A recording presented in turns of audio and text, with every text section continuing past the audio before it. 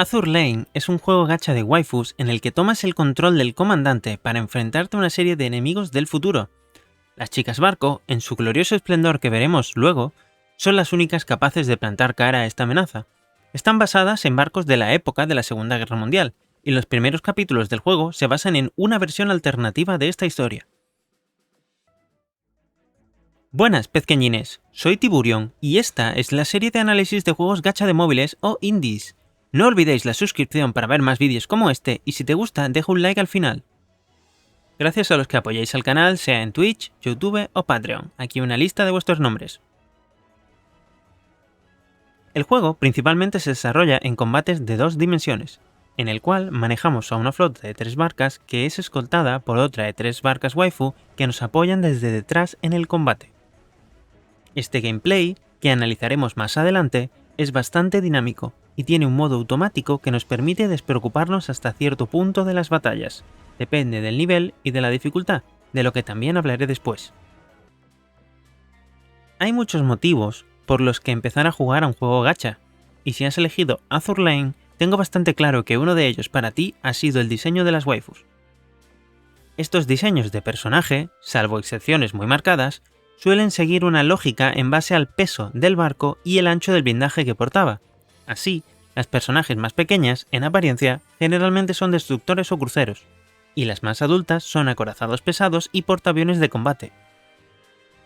Azur Lane tiene, entre otros récords no Guinness, el de más personajes loli que casi ningún otro juego, y es que esto es debido a que en la Segunda Guerra Mundial los barcos pequeños eran mucho más numerosos que los grandes. Si bien los más conocidos en la cultura pop son los acorazados como Hood, Bismarck y Yamato, entre otros. Y es que si de una cosa no podemos dejar de hablar en Azur Lane es de waifus. Las hay de todos los sabores y colores. Sea cual sea tu kink, lo que más te guste o te sientas atraído. Si es legal en Japón, está en este juego. Tenemos skins de Navidad y de verano. Tenemos skin de motocicletas, Racing Queens, skin de conejitas, tenemos skin de skins, básicamente. Y todo esto se sustenta en un sistema de moneda interna del juego llamado Rubis, del que también hablaremos luego.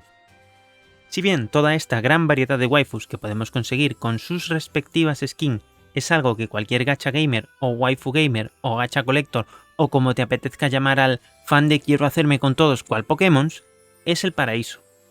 La cara B de la moneda es que en un juego donde manejas flotas de 6 barcos, al final 700 waifus se hacen irrelevantes. Y no estamos hablando de metajuego, que es otro capítulo que de seguro da para un vídeo largo al respecto. Hablamos de que pudiendo jugar 2 flotas de 6 barcas o 4 flotas en el modo comillas mundo abierto del juego, al final vas a jugar con el 4% del juego, y ese porcentaje solo va a ir reduciéndose a más cuanto más personajes salgan en el juego. Es más, debido al tipo de comienzo que tiene el juego, hay barcas que las vas a usar solo al principio y cuando consigas barcas de rareza superior, las olvidarás para siempre. Renown, yo siempre te quise.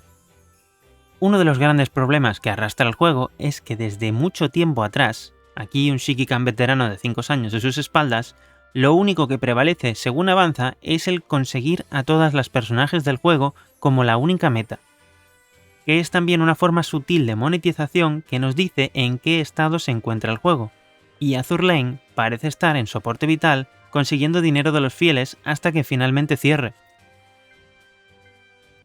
El gameplay del juego es un punto bastante fresco al principio. Tu flota consiste en 6 barcas, 3 que están atrás como flota principal que solo controla sus ataques especiales y 3 delante como una flota de escolta y vanguardia que puedes mover y también controla sus especiales. Este gameplay, parecido a los shoot 'em up de estilo Galaga pero en los que te movías, no en los que estabas estático, lleva siendo exactamente el mismo desde que el juego salió hará 5 años. Las Shipfus, portaaviones, pueden lanzar ataques aéreos con sus aviones, que son distintos en base a qué tipo de aviones les hayamos equipado, y las Battleship tienen un salvo de cañones del tipo que le hayamos equipado también. Y la vanguardia puede atacar automáticamente con sus cañones y aparte podemos usar en función de si las barcas llevan o no este equipamiento, los torpedos. Con el tiempo, en el juego han añadido las submarinas, que son flotas de apoyo que te permiten ahogar al enemigo en un infierno de torpedos cuando llegan, y después se quedan en el campo de batalla lanzando eventualmente algún torpedo hasta que se retiran para volver en el próximo encuentro que las llamemos. Si bien es cierto que recientemente han metido armas para las barcas, los Augment Gear, en el fondo son solo otra forma más de hacer lo mismo, con un tipo de ataque o efecto nuevo. Y esto es lo que me lleva a hablar del gran problema. El gameplay, que no está mal, tiene el problema para los veteranos de que no ha cambiado nada en 5 años. Esto supone que en función de lo que para ti sea ser veterano en un juego, vas a aburrirte en esa fecha, sean 3, 6, 12, 18 meses, y aquí es donde encontramos la justificación para que el juego esté en soporte vital. Si has llegado hasta aquí porque te gusta este tipo de contenido, dímelo en los comentarios junto al siguiente juego que te gustaría que hiciera un análisis como este. Es un buen momento para recordarte que des like si te gusta el vídeo y piensa en compartirlo para que llegue a más gente. El soporte vital.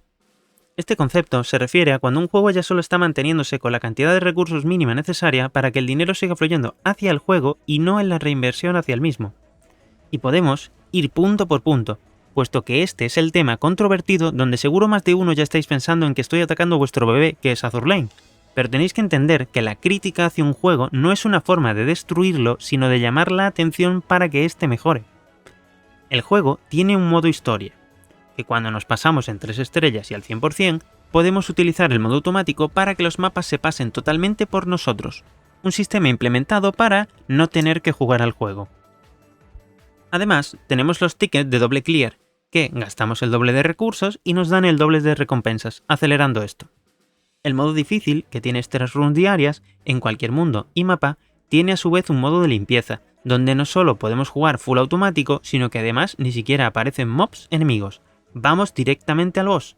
Otra forma de no tener que jugar al juego. Las misiones rotativas semanales, por su parte, eran unos desafíos que cada día iban rotando y que poco a poco añadieron nuevos, hasta llegar ahora que tenemos 2 desafíos semanales que se reinician los lunes y 3 desafíos que se alternan de lunes a sábado y que están todos disponibles el domingo. Todos y cada uno de ellos tiene el modo skip para obtener directamente las recompensas cuando nos lo hemos pasado por forma perfecta la primera vez. Otro modo de no tener que jugar al juego. El intento de mundo abierto, llamado Operation Siren, es un modo de juego que cuando salió recibió muchas críticas que en esencia se quejaban de que el juego te estaba obligando a jugarlo. Y finalmente fueron escuchadas y se introdujo el modo de limpieza automático para no tener que jugar al juego. Los eventos hay que farmearlos. Cuando llegas al máximo de estrellas y 100% clear de un evento, de un mapa, desbloqueas el modo limpieza automático para no tener que jugar al juego. Y todo esto sin mencionar que la mayor parte del contenido añadido al juego muchas veces es añadido una vez y esa es la última vez que va a recibir cualquier tipo de update o ampliación. Todavía estamos esperando nuevos Meowfisers, que seguimos con los gatos que vinieron cuando introdujeron el sistema. Todas estas cosas, con alguna otra que no he mencionado, como las recompensas de desbloquear barcas y subirlas de estrellas que estuvieron años en pronto llegará, son las que apuntan a que el juego no se dirige a ser ampliado, sino a conseguir dinero y finalmente cerrar. Y ya que lo he mencionado antes, ahora es cuando hay que hablar de la monetización. Muchos gachas utilizan un sistema de monetización doble que consiste en que para comprar cosas en el juego tienes que meter dinero, para comprar otra moneda, y finalmente usar esa moneda para realizar las compras. Este sistema es un sistema diseñado no por Azur Lane para que no seas consciente de la cantidad de dinero que te estás gastando. Se parece a las fichas de un casino. No es lo mismo que una skin valga 10 euros a que la skin valga 900 gemas, que además también se pueden conseguir jugando al juego con las recompensas de pasarte por primera vez un mapa al completo y muy de vez en cuando en las commissions. Este sistema tan extendido es una forma de disociar el hecho de que estamos pagando para que un personaje de un juego lleve una ropa distinta. Yo siempre he recomendado lo mismo a todos los que me han hablado sobre gachas. El dinero que le metas a un juego tiene que ser tu valoración de que el juego te está dando un servicio de entretenimiento y quieres compensarlo y que siga existiendo. Al final, si lo piensas, pasas mucho más tiempo jugando a un gacha free to play que a cualquier juego que te haya costado 50 euros en una tienda. Pero en este punto es donde tenemos que mencionar un sistema feo sobre el que antes di pinceladas. El hazte con todos de Azur Lane es jodido. La cantidad de barcas distintas subidas de nivel que puedes tener está limitada a tu dock. Esta capacidad máxima de personajes que se puede ampliar por rubíes, y los rubíes que se pueden conseguir pagando, de regalos de eventos y dance commission, Pero al final, los que llevamos muchos meses en nuestras espaldas de Azur Lane sabemos que la única forma real de ampliar el dock para poder hacer un hazte con todas es pagando para tener más huecos de dock.